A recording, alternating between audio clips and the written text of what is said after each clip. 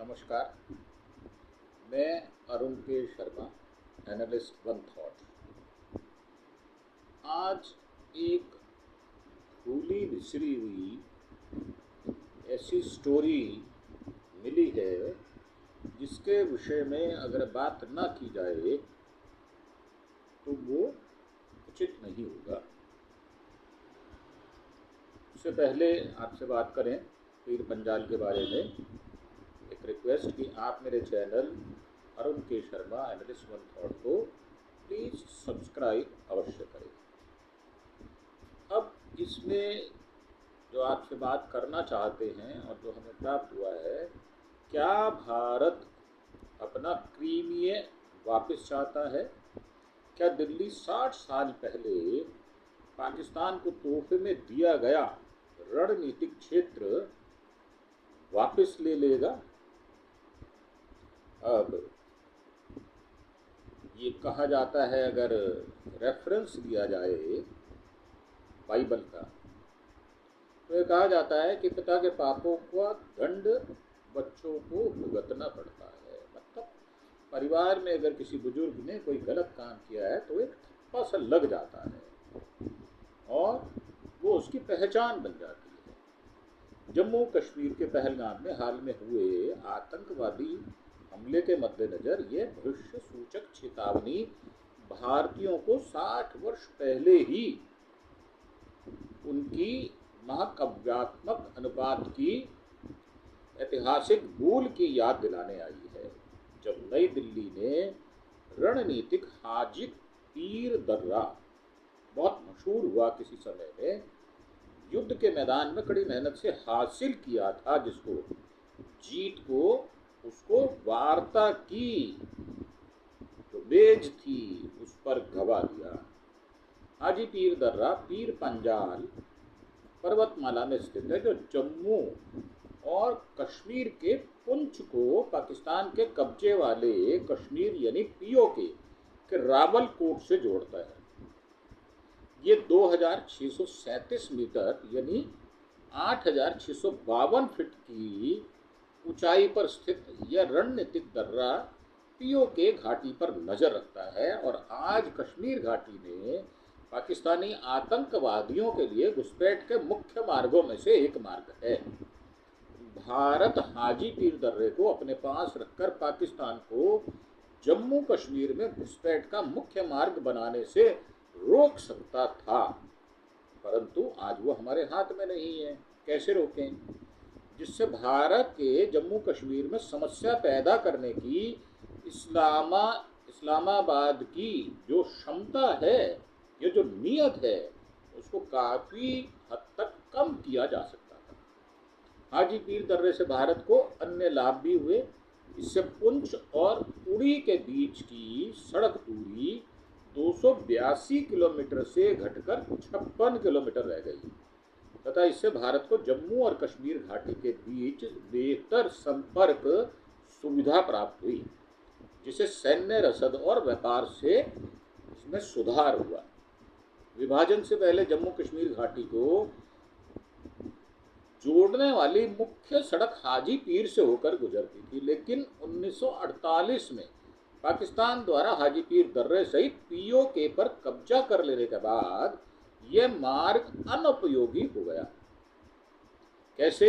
भारत ने कारगिल युद्ध के दौरान पाकिस्तान को चकमा देने के लिए दुनिया के सबसे तेज लड़ाकू विमान मिग-25 फॉक्सबैट का इस्तेमाल किया था।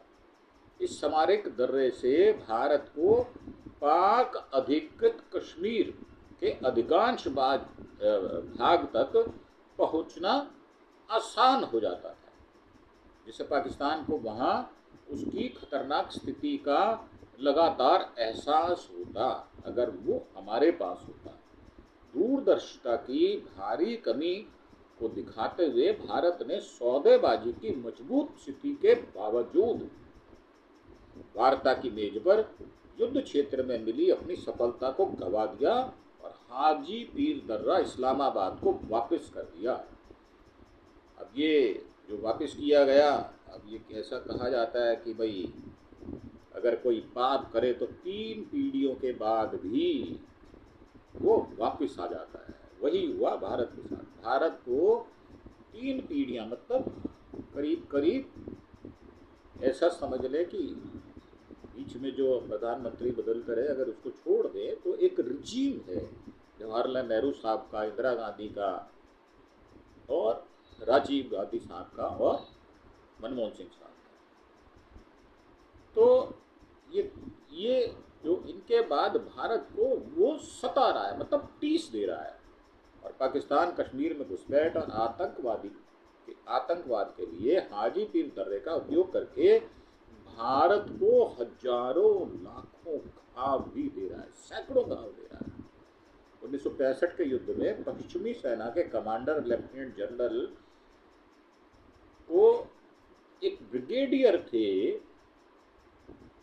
उनको युद्ध का प्रशिक्षण देना था। मैं यहाँ जानबूझकर नाम नहीं लेना चाहता। क्या रूस का उच्च मूल्य संपत्ति ये जो प्रशिक्षण देना था वो उन्होंने दिया। 1965 के भारत पाकिस्तान युद्ध से मिले सबक की समीक्षा करते हुए लेफ्टिनेंट जनरल सेवानिवृत्त साहब ने एक बार टिप्पणी की थी कि हमें जो सबक सीखने की जरूरत है वह यह है कि यदि आप वार्ता की मेज पर युद्ध के लाभ खोने लगते हैं तो वे भविष्य के युद्धों के लिए हतोत्साहित करने वाले बन जाते हैं। हमारे लेफ्टिनेंट जनरल डी.बी. शेटकर साहब ने ये बात कही थी। जैसा कि उन्होंने कहा, उन्होंने भविष्यवाणी की, वार्ता की मेज पर हाजी पीर दर्रे की मूर्खतापूर्ण वापसी भविष्य के युद्धों में भारत के लिए अवरोधक बन गई और ये ऐतिहासिक भूल को सुधारने में विफल रही। पहले 1971 के युद्ध में जब भारत की स्थिति निर्णायक रूप से मजबूत थी तथा फिर 1999 में कारगिल युद्ध में जब भारत सशस्त्र बलों के पास युद्ध के मैदान में पहल और गति उनके पक्ष में थी, तो ये जो दिखाता है कश्मीर दुनिया के सबसे लंबे समय से चले आ रहे संघर्षों में से एक के लिए संयुक्त राष्ट्र कैसे सीधे तौर पर जिम्मेदार है, इसको भी बताया गया है। हाजी पीर दर्रे पर कब्जा करने के लिए भारत दुश्मन के इलाके में कैसे घुस गया। 1948 के भारत पाकिस्तान युद्ध की सफलता से उत्साहित होकर, जिसमें इस्लामाबाद कश्मीर के लगभग 1/3 हिस्से पर कब्जा करने में सक्षम हो गया था, तथा 1962 के भारत चीन युद्ध में भारत की अपमानजनक हार से उत्साहित होकर पाकिस्तान ने एक बार फिर 1965 में पूरे कश्मीर पर कब्जा करने के बारे में सोचा था। उस वर्ष अगस्त में पाकिस्तान के राष्ट्रपति अयूब खान ने क्षेत्र को अस्थिर करने और अंततः पाकिस्तान सेना की मदद से कश्मीर पर कब्जा करने के लिए बड़ी संख्या में गुरिल्लाओं को गुप्त रूप से कश्मीर में घुसपैठ कराने हेतु ऑपरेशन जिब्राल्टर को मंजूरी दी थी। और उसमें दिलचस्प बात क्या है, राष्ट्रपति अयूब ने एक शानदार और त्वरित जीत की उम्मीद कर रहे थे, जैसा कि उन्होंने ऑपरेशन जिब्राल्टर को मंजूरी देते हुए लिखा था, एक सामान्य नियम के रूप में हिंदू मनोबल सही समय और स्थान पर दिए गए 2 प्रहरों से अधिक नहीं टिकेगा, इसलिए ऐसे अवसरों की तलाश की जानी चाहिए और उनका फायदा उठाया जाना चाहिए। हालांकि राष्ट्रपति अयूब की उम्मीद के विपरीत कश्मीर की स्थानीय आबादी ने भारत के खिलाफ विद्रोह नहीं किया था उस समय भी। जो हम आज कहते हैं कि कश्मीर की जो कश्मीरियत है वो भारत के साथ निष्ठा से जुड़ी हुई है, ऐसा पूरे देश के लोगों का मानना है। अगस्त के मध्य तक भारत ने पाकिस्तान को चेतावनी दी थी, अगर घुसपैठ नहीं रुकी तो भारत लड़ाई को दूसरी तरफ ले जाएगा। 15 अगस्त 1965 को भारतीय सेना ने युद्ध विराम रेखा CFL पार कर 3 पहाड़ियों पर कब्जा कर लिया था। हाजी पीर बलगे पर कब्जा करने का भी फैसला कर लिया गया, क्योंकि यह पाकिस्तान द्वारा इस्तेमाल किया जाने वाला मुख्य घुसपैठ मार्ग था। इस ऑपरेशन का कोड नेम ऑपरेशन बख्शी था। चीन का NMIS पूरे समुद्री क्षेत्र को बंद करना कैसे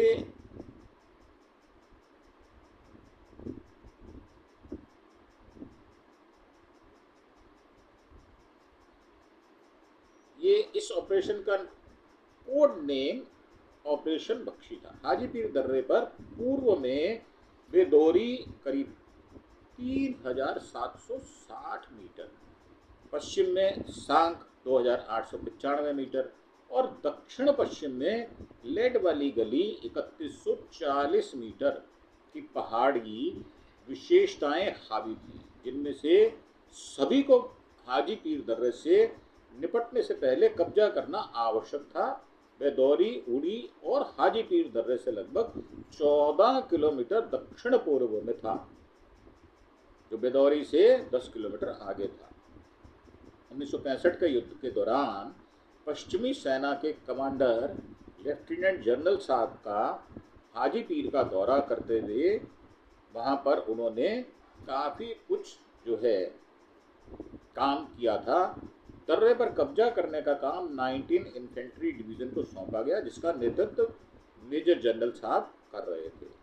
48 इन्फेंट्री ब्रिगेड के कोर रिजर्व को, जिसका नेतृत्व ब्रिगेडियर साहब कर रहे थे,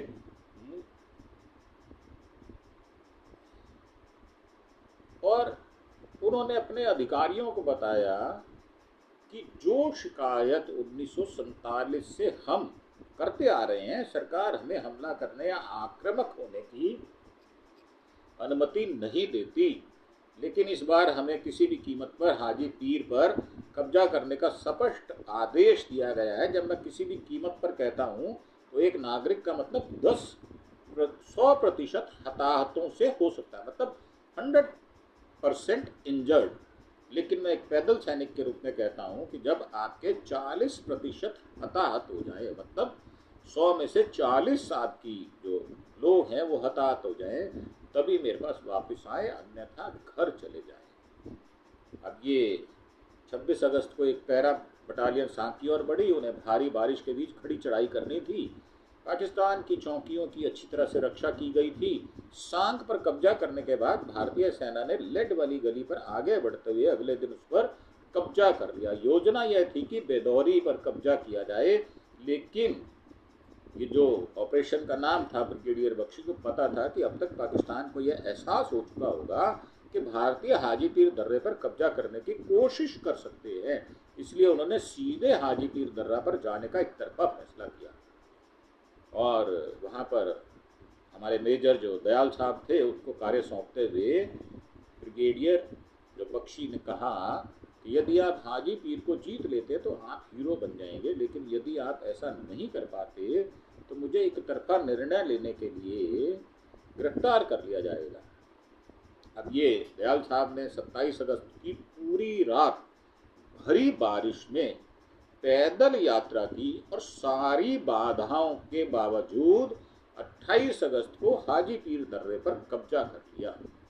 पाकिस्तान ने 19 अगस्त को राजनीतिक रणनीतिक दर्रे पर फिर से कब्जा करने की कोशिश की, लेकिन भारतीय सेना ने उन पर हमलों को विफल कर दिया। युद्ध का मैदान जो बन गया था, अब उसमें जो महाकाव्य अनुपात की एक ऐतिहासिक गलती जो थी, पाकिस्तान जो युद्ध के मैदान में नहीं जीत सका था, वह उसने वार्ता की मेज पर जीत लिया। मतलब 10 जनवरी 1966 को हस्ताक्षरित ताशकंद समझौता जो हमारे लाल बहादुर शास्त्री साहब ने किया था 10 जनवरी 1966 को, ये तब की बात है। भारतीय पाकिस्तानी सेनाओं को 5 अगस्त 1965 से पहले की स्थिति में वापस लौटना था।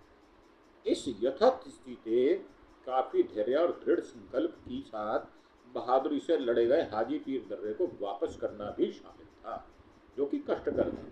उल्लेखनीय है कि भारत ने 1920 वर्ग किलोमीटर पाकिस्तानी क्षेत्र पर कब्जा कर लिया था, जिसमें मुख्य रूप से सियालकोट, लाहौर, कश्मीर सेक्टर की उपजाऊ भूमि शामिल थी, जिसमें रणनीतिक हाजीपीर दर्रा भी शामिल था। पाकिस्तान के पास 550 वर्ग किलोमीटर भारतीय क्षेत्र था, जिसमें मुख्य रूप से सिंध प्रांत के सामने का रेगिस्तान, अखनूर में छंब शामिल था। फिर भी हाजीपीर दर्रे और लाहौर के पास जैसे रणनीतिक क्षेत्रों सहित लगभग 4 गुना अधिक पाकिस्तानी भूमि रखने के बावजूद भारत को ताशकंद समझौते में कोई लाभ नहीं मिल पाया। हाजी पीर पर कब्जा करने के लिए नायक लेफ्टिनेंट साहब जो हमारे दयाल साहब थे, जिन्हें ऑपरेशन में उनकी बहादुरी और नेतृत्व के लिए महावीर चक्र से भी सम्मानित किया गया था। 2002 में एक साक्षात्कार में कहा था, यह दर्रा भारत को निश्चित रणनीतिक लाभ देता, इसे वापस सौंपना एक गलती थी, हमारे लोग लक्ष्य नहीं पड़ते। अब ये जो ताशकंद समझौता हुआ, इस पर टिप्पणी करते हुए जनरल साहब ने, डीबी शेटकर साहब ने ब्रिटिश से कहा था कि हमें नहीं पता कि किन कारणों से हमें हाजी पीर दर्रा वापस कर दिया, जो रणनीतिक रूप से बहुत महत्वपूर्ण था। आज कश्मीर में पूरी घुसपैठ उसी इलाके से होती है। अगर हमने वह पोस्ट बरकरार रखी होती जिस पर हमने कब्जा कर दिया तो हालात अलग हो सकते थे। हाजी पीर को भारत सरकार की उदारता के कारण पाकिस्तान को दे दिया गया था। अब इसमें कुछ ऐसा है कि जो और भी कुछ लिखा हुआ है उसमें, he also wanted that losing the gain of war at the negotiating table becomes a disincentive for future wars. His warning was proved correct in 71 when India once again lost the Chamb sector, which Pakistan had occupied in the 1965 war but vacated as per the terms of the Tashkand agreement. However, India did not retake Haji Pir Pass. Also, once again, despite having 93,000 Pakistani जो कैदी थे, उसके विषय में कह रहे हैं कि India failed to press Pakistan to vacate the Chamb sector so effectively while India won and returned Haji Pir Pass in 1965, Pakistan still occupies